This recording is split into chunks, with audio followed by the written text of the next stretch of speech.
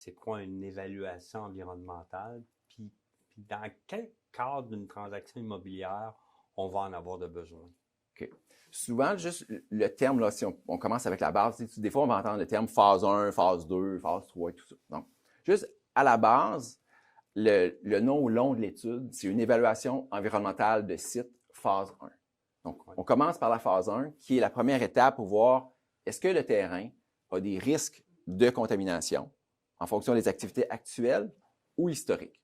On regarde autant le site lui-même que le voisinage. Donc, une station-service, par exemple, aurait pu contaminer le site par une migration de contamination.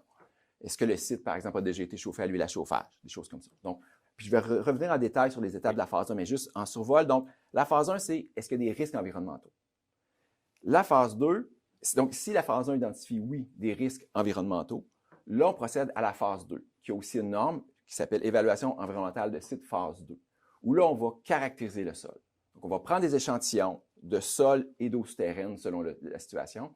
On va prendre des échantillons, puis on va l'analyser, envoyer les échantillons au laboratoire pour les faire analyser pour savoir est-ce que oui ou non le site est contaminé ou pas, selon différents critères du ministère de l'Environnement, qu'on va voir un petit peu après.